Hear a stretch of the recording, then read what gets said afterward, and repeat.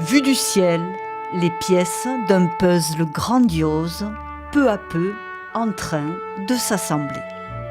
Sur le site irakien de Nimrod, les archéologues poursuivent patiemment la reconstitution des vestiges d'un palais antique. Un travail de titan.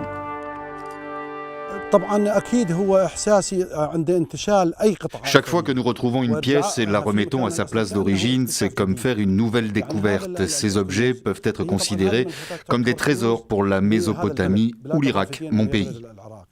C'est un héritage pour toute l'humanité, une histoire qui remonte à 3000 ans. Elle a une grande profondeur historique.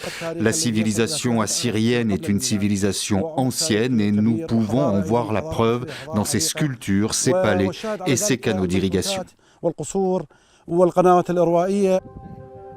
Nimrod, fondé au XIIIe siècle avant Jésus-Christ, fut le siège de la deuxième capitale de l'Empire assyrien. Un héritage somptueux, pulvérisé à coups de pioches, de bulldozers et d'explosifs par les combattants du groupe État islamique, fiers d'exhiber sur leurs vidéos de propagande leur acharnement à réduire à néant temples et palais.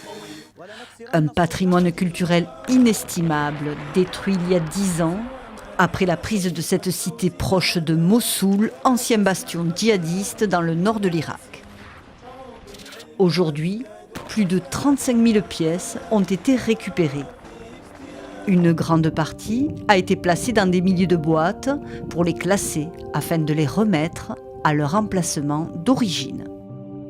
Un travail immense reste à accomplir pour recoller notamment quelques 500 bas-reliefs et sculptures d'animaux mythiques. La réhabilitation du site, commencée en 2018, est encore loin d'être achevée. Nous avons besoin d'une expertise étrangère en ce qui concerne l'entretien du site, car le niveau de destruction était barbare et jamais vu auparavant sur un site archéologique dans l'histoire moderne. 70% de la collecte a été réalisée dans les ruines du palais assyrien. Il faudra encore une année pour en venir à bout avant d'attaquer la restauration du site. Et 10 de plus, estiment les experts, pour revoir enfin les vestiges de ce trésor classé au patrimoine mondial de l'UNESCO.